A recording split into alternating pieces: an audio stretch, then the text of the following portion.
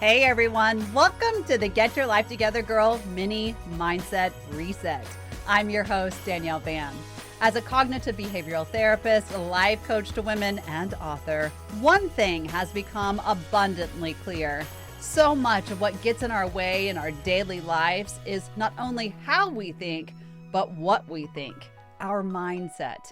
Because of that, every other week, I'm taking your requests and questions and handing over quick, easy to use, practical strategies and life tools to help you shift your thinking, create calm, help you understand and express your emotions, harness your inner power, and learn how to navigate your personal story in 15 minutes or less. After all, how else can you get your life together? So let's shift your perspective with the tools and conversations that help you in the throes of change. The Get Your Life Together Girl podcast mini mindset reset starts right now. Sometimes we really do need to just reset.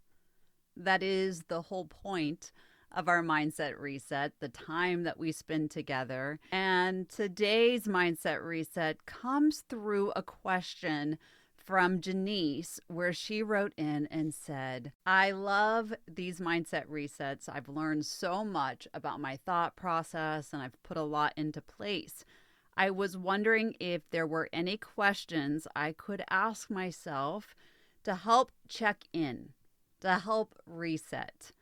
Instead of it just being a specific thing that we're learning about, is there something more broad that could help me find that center you always talk about? I love this question. The best way to check in with yourself is obviously through pen and paper. You can do it mentally, but let's talk about some questions, 10 really simple questions that will hopefully support your mental health and help you regulate your emotions. We're talking about 10 questions, writing for less than 1 minute, and maybe even just setting the clock and giving yourself 60 seconds, 90 seconds to be able to answer. Because if you do this, you have the ability to expand the mindset, find where you are, and give yourself a redirection point if you want. In fact, I was just talking to someone about pre-framing and reframing. Pre-framing being this thing that you visualize, you think about the planning stage of anything, where you are pretty much putting your intentions down and hoping that that will be a guide. And then reframing if the results that you receive from the action don't work. So if you look at this as the middle ground from the pre-framing to the reframing, it can help us get out of overreaction or disconnection, not being in balance, not being centered. So let me give you these 10 questions, things that I ask myself a lot, that I personally use, and I hope that they work for you. So grab a pen, grab a piece of paper, write them down, and let them be your guide. Are you ready? All right. Number 1, how am I feeling today? And when I'm asking, how am I feeling? I'm asking myself in those 5 master areas. So mentally, emotionally, physically, spiritually, and financially. You do not need to put a really long answer down. Again, we're doing each question for a minute and a half. So 1-word answer is fine. Physically, I feel good today. Mentally, I feel good today. Emotionally, maybe there's something I need to work on, and I give myself a couple extra seconds to write that out.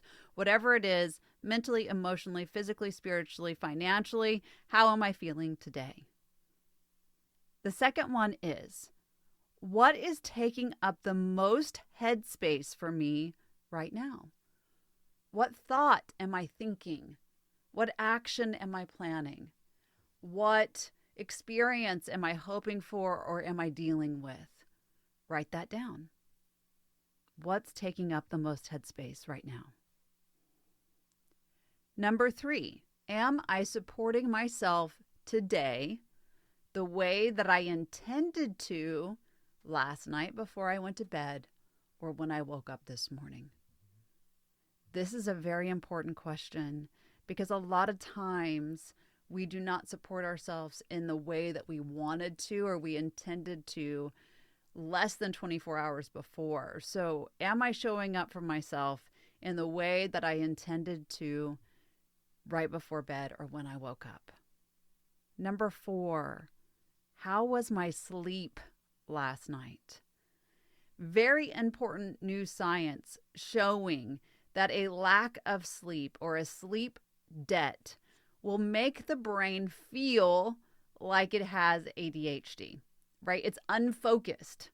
So think about that. If I didn't sleep last night, am I going to demand a whole lot out of myself?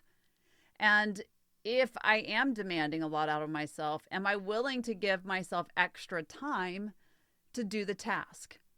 If I haven't slept, me personally, I find myself getting onto social media in between tasks or doing things where the brain is sort of stimulated in a way that it shouldn't be. So I know for me, it happens, and I'm assuming it happens for you too. So think about that. How did I sleep last night? If it was terrible, perhaps I need to give myself more grace. If it was great, then it's all green lights. Go, do the things. 5, what can I do today to make myself feel good? Important question. It gives us our sense of direction. It gives us the ability to think about what we want and what we need and then act on it. So, what do I need to do today to make myself feel good? 6, what is something that I'm looking forward to today and the next few days? This is going to shift the mindset into something good, into something positive, and keep us out of what isn't working. At least that's the hope, right? Remember, negatives are often stronger than positives, but we want to give the brain something to hold on to. And when we do this, it's sort of a deposit into the self-care instead of a withdrawal. 7, what are 3 things that I'm most grateful for right now? This is a very important question. Seems to be a throwaway for most people, but I want you to think about, again, we're building a mindset that really works for us, and that will help us keep that forward motion of what is healthy, what feels good mentally, emotionally, physically, financially, and spiritually. Again, very important, something that you want to ask yourself, what are these 3 things? Number 8, what is something that you can compliment yourself on that you did really well or that you showed up to? This is also very important, very uncomfortable for a lot of people, but again, it's something that helps shift the mindset. It helps down the perfectionism, helps us connect with a validation system of the self, and it helps us get out of anxiety and let's go of the trying to force anything to happen and the toxic positivity. Instead, these are evidence-based thoughts. These are expressions of the self that you showed up to. So what is it? What can you compliment yourself on? Number 9, what feeling do you want to use most during this day? Of course, you're not going to reach for a negative feeling. I want to feel anger the most. No.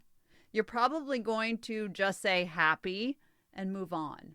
But get a little bit deeper and say, what do I really want to feel? If this emotion was present in everything that I did today, what emotion would I want that to be?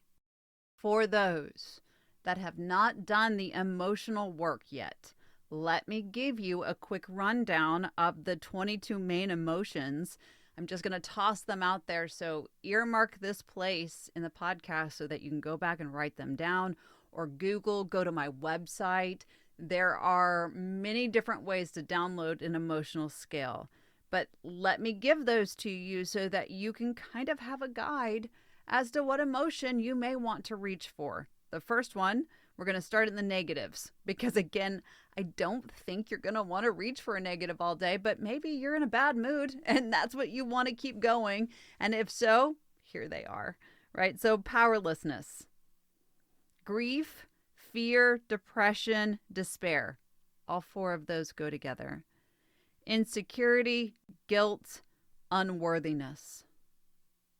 Jealousy, hatred and rage, revenge, anger, disencouragement, blame, worry, doubt, overwhelm, frustration, irritation, impatience, those three go together, and pessimism.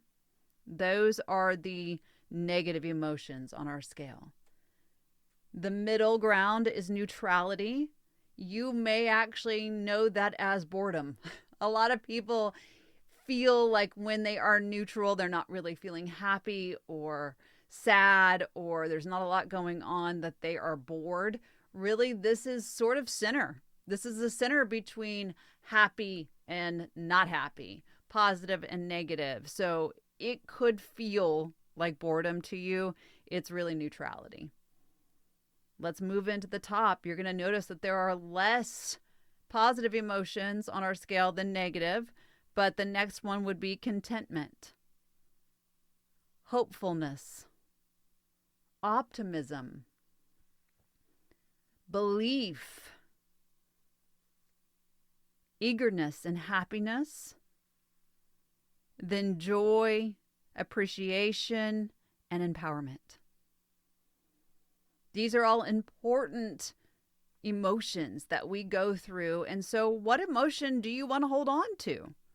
What do you feel is going to best serve you? And then the 10th question to help really shift your mindset is, am I being gentle, kind, and productive with myself today? Am I being gentle, productive, and kind with and to myself today? Generally, for most people, the answer is no. But it doesn't have to be no. You do have the ability to turn conflict into a closeness with the self. You have the ability to be uncomfortable and change the inner voice, begin to speak to the self instead of listen to the self. You do have the ability to decide, is this how I want to feel? Generally, the answer is no. So if you don't want to feel that, how can you move into something you do? This is a very important shift.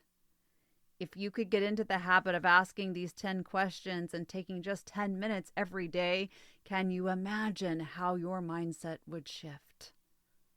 This is a powerful tool. It's a redirection point that takes you from the depths of what doesn't work to a space of a clear path of making what does happen. This is the way. I want to thank you for this fantastic question. I hope that these 10 questions work for you. I hope that everyone listening puts them into place at least once and checks in. How was your day after you did this small amount of work? That's all it takes, is showing up. I hope this serves you. Thank you so much for listening to the Get Your Life Together Girl mini mindset reset. If you have a subject or strategy request, email us at getyourlifetogethergirl@gmail.com. Or you can visit our website at getyourlifetogethergirl.com. If you're looking for daily inspiration or tips and tools, join the growing community at Get Your Life Together Girl on Instagram, Facebook, and TikTok. Thank you for being a valuable member of this community. Until next time, be kind to yourself and others.